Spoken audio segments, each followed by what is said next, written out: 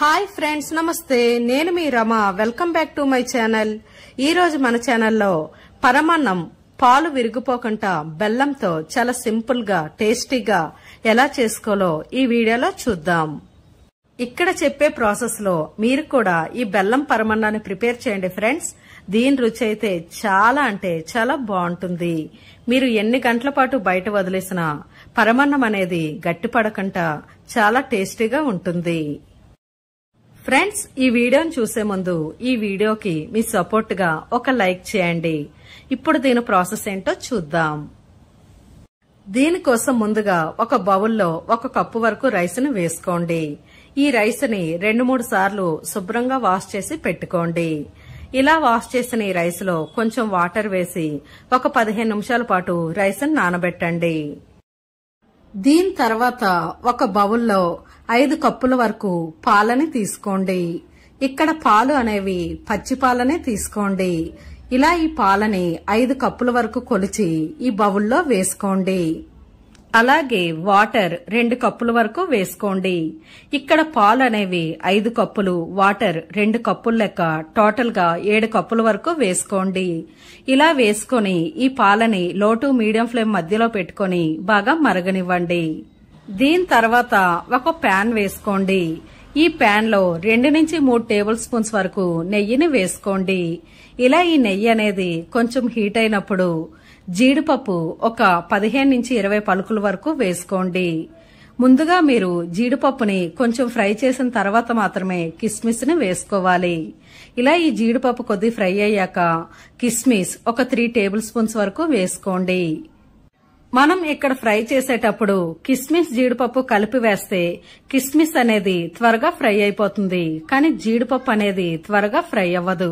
కాబట్టి ఇలా జీడిపప్పు కొంచెం ఫ్రై అయ్యాక మాత్రమే కిస్మిస్ ని వేసుకొని ఇది బాగా ఫ్రై అయ్యాక వీటిని పక్కన తీసి పెట్టేయండి. దీని తర్వాత ఒక బౌల్ తీసుకోండి. ఈ బౌల్లో 1.5 కప్పు వరకు బెల్లాన్ని వేసుకోండి. అలాగే 1 కప్పు వాటర్ ని వేసుకోండి.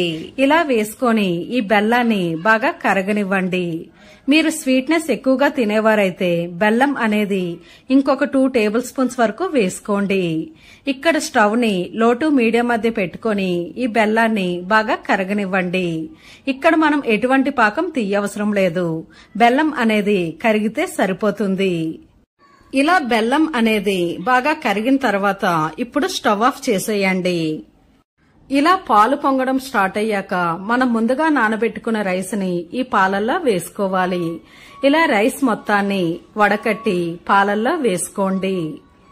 ఇలా రైస్ మొత్తం వేసుకొని ఈ పాలల్లో బాగా రైస్ అనేది సాఫ్ట్ గా ఉడికే వరకు బాగా ఉడికించుకోవాలి.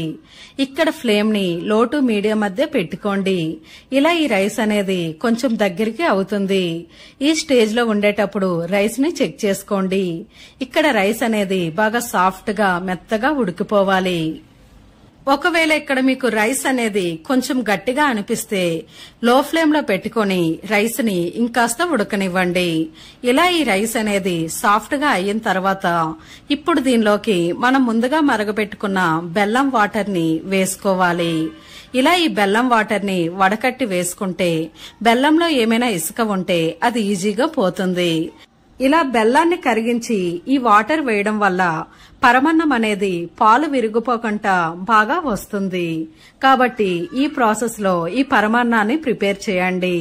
ఇలా రైస్ అంతటిని బాగా కలుపుకోండి. ఇప్పుడు ఈ పరమాన్నంలోకి 1/2 టేబుల్ స్పూన్ ఇలాచీ పౌడర్ వేసుకోండి. మనం ముందుగా ఫ్రై చేసి పెట్టుకున్న జీడిపప్పు కిస్మిస్ ను కూడా నెయ్యితో సహా వేసుకోండి. ఇలా వేసుకొని ఈ పరమాన్నం మొత్తాన్ని బాగా కలుపుకోండి. ఇలా లో ఫ్లేమ్ లో పెట్టుకొని ఈ పరమాన్నాన్ని బాగా మిక్స్ చేసుకోండి. ఇప్పుడు దీనిలోకి ఫైనల్ గా 1 టేబుల్ స్పూన్ నెయ్యిని వేసుకోండి. ఇలా వేసుకొని 1-2 నిమిషాల పాటు ఈ పరమాన్నాన్ని బాగా ఉడకనివ్వండి. వీడియోలో చూపించే విధంగా ఈ పరమాన్నం ఇలా ఉండేటట్టు చూసుకోండి. ఇదే కన్సిస్టెన్సీలో ఈ పరమాన్నాన్ని ఆపేస్తే మీకు ఎన్ని గంటల పాటు బయట ఉంచినా పరమాన్నం అనేది గట్టిపడకుండా చాలా అంటే చాలా రుచికరంగా ఉంటుంది. ఇప్పుడు స్టవ్ ఆఫ్ చేసేయండి. అంతే ఫ్రెండ్స్, పరమాన్నం రెడీ. చూసారు కదా ఫ్రెండ్స్, బెల్లం పరమాన్నం చేసుకోవడం ఎంత ఈజీనో. మీరు కూడా తప్పకుండా ఈ రెసిపీని ప్రిపేర్ చేయండి. ఈ ప్రాసెస్ లో మీరు పరమన్నం చేస్తే పాలు అనేవి విరిగిపోకుండా, అలాగే పరమన్నం అనేది గట్టిపడకుండా చాలా అంటే చాలా రుచికరంగా ఉంటుంది. ఫ్రెండ్స్, ఈ వీడియోకి మీ సపోర్ట్ గా ఒక లైక్ చేయండి. మీ ఫ్రెండ్స్ అండ్ ఫ్యామిలీ మెంబర్స్ కి ఈ వీడియోని షేర్ చేయండి. మరెన్నో రుచికరమైన వంటల కోసం మన ఛానల్ ని సబ్స్క్రైబ్ చేసి పక్కనే ఉన్న బెల్ ఐకాన్ ని యాక్టివ్ చేయండి. Thanks for watching.